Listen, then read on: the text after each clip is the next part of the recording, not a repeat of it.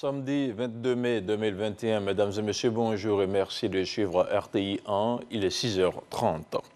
Le président de la République, Alassane Ouattara, a regagné Abidjan dans la soirée de vendredi après un séjour à Paris. Le chef de l'État a fait le point de ses activités dans la capitale française, notamment sa participation à un mini-sommet des chefs d'État et de gouvernement de l'UEMOA et au sommet sur le financement des économies africaines. Le chef de l'État a également évoqué ses entretiens avec ses homologues tunisiens, sud-africains et maliens, ainsi qu'avec la directrice générale du FMI, le directeur général des opérations de la Banque mondiale et le président de la Commission de l'Union africaine, Alassane Ouattara, que je vous propose d'écouter. Il est au micro d'Awa Touré.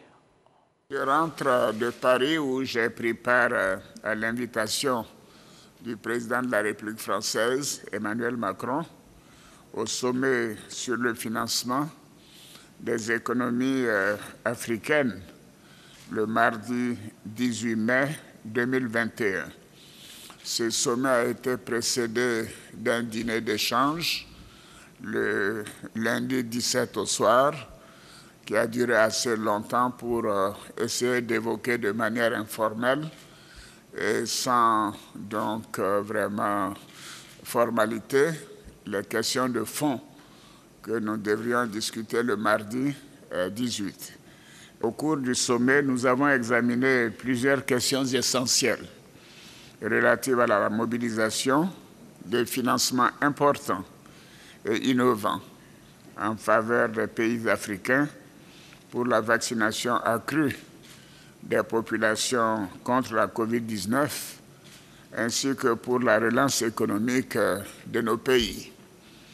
En effet, le Fonds monétaire international estime que jusqu'à 285 milliards de dollars de financement supplémentaire seraient nécessaires aux pays africains sur la période 2021-2025 pour renforcer la réponse à apporter à la pandémie COVID-19.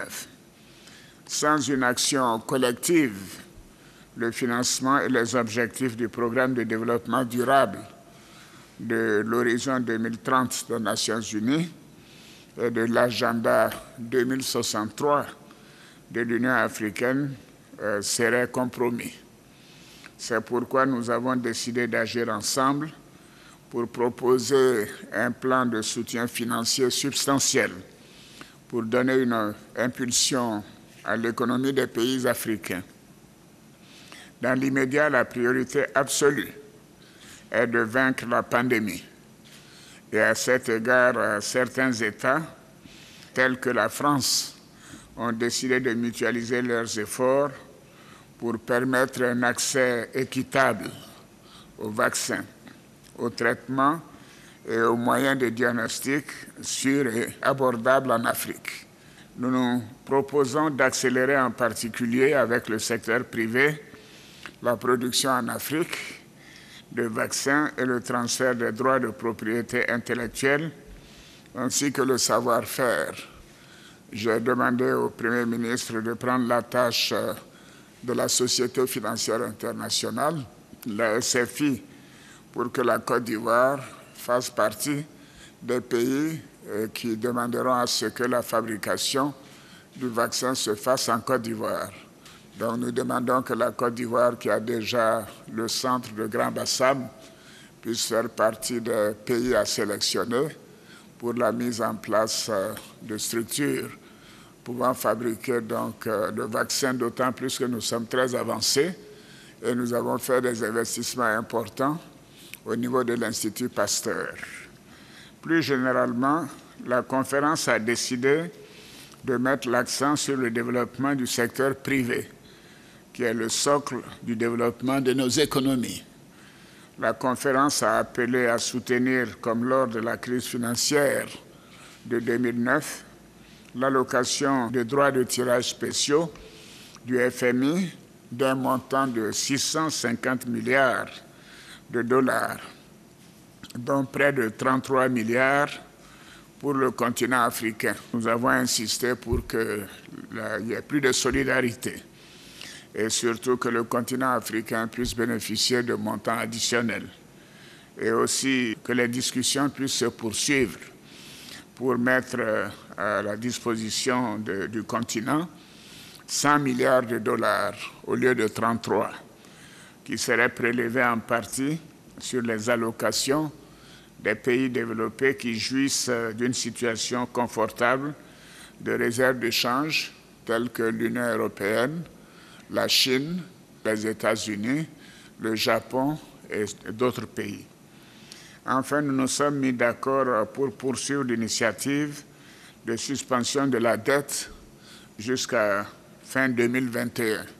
Cette décision, je pense, sera prise au cours des prochaines semaines à l'occasion de la rencontre du G20.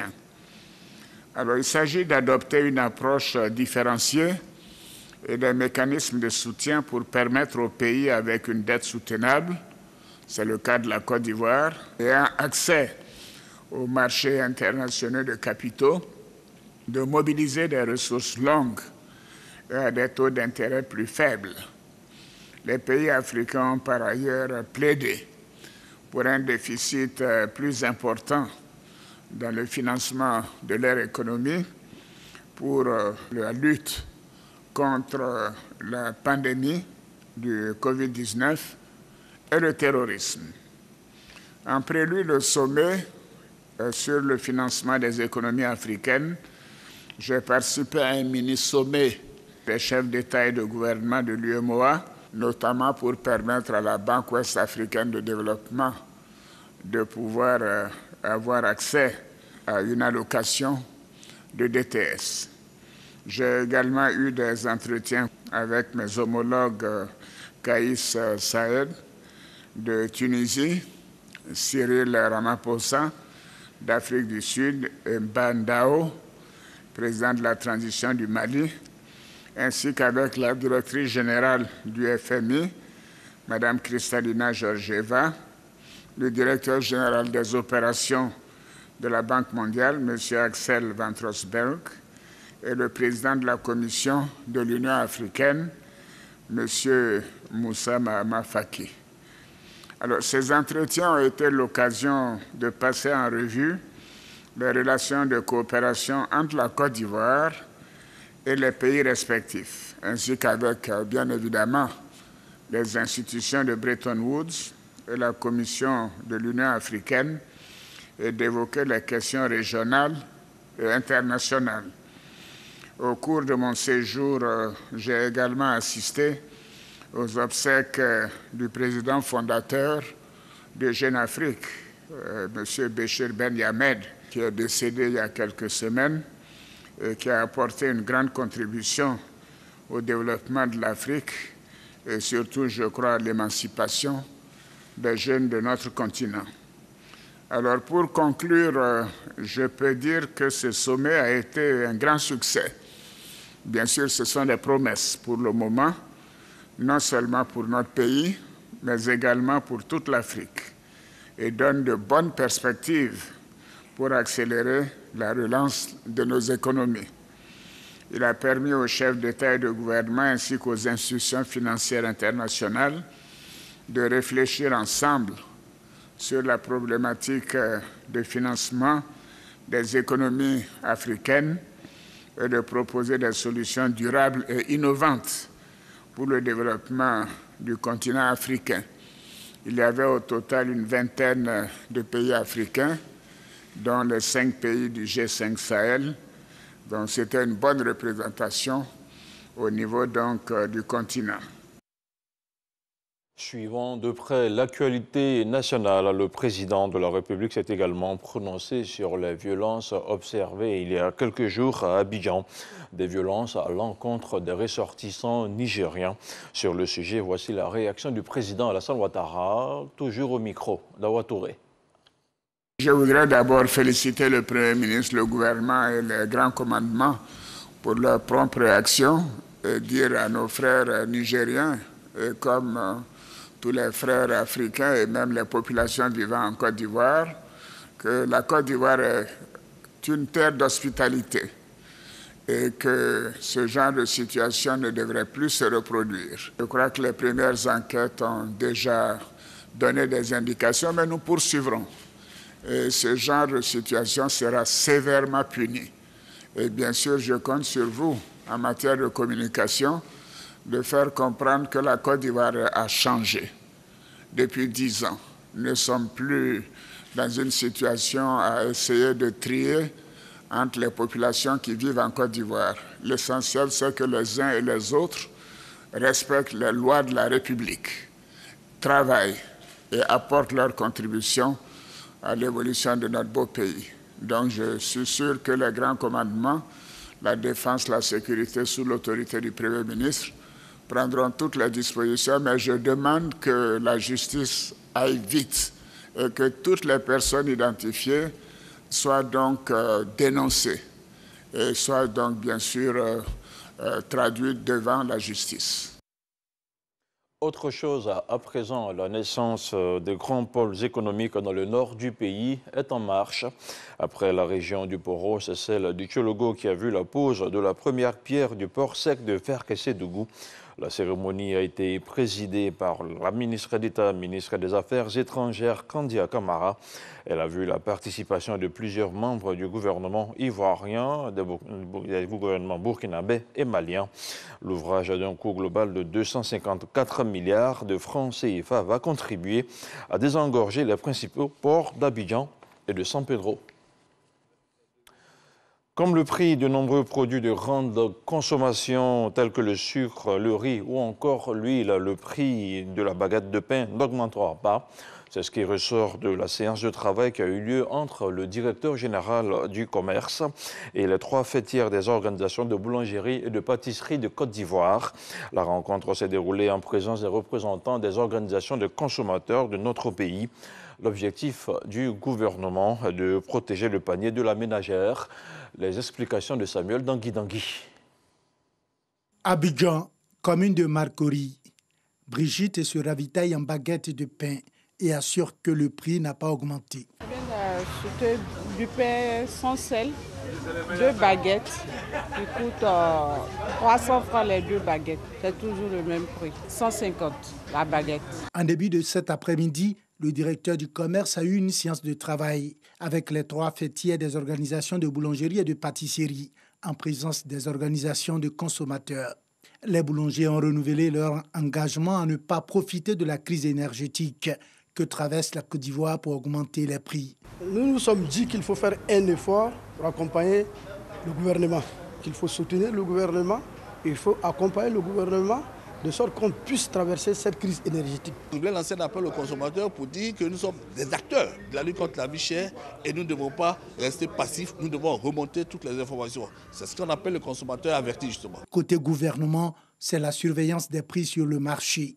Pas question de laisser flamber les prix à cause de la tension sur la demande de nombreux produits du fait de la crise énergétique. Toutes les actions sont prises afin que les velléités spéculatives que nous observons d'ici et là sur les produits de grande consommation soient mises très rapidement sous l'éteignoir. Les prix de nombreux produits, notamment le lait, le sucre et l'huile, ne doivent pas connaître d'augmentation parce que la Côte d'Ivoire dispose de stocks suffisants, selon le directeur du commerce qui rappelle par ailleurs que le combat du gouvernement, c'est de protéger le panier de la ménagère.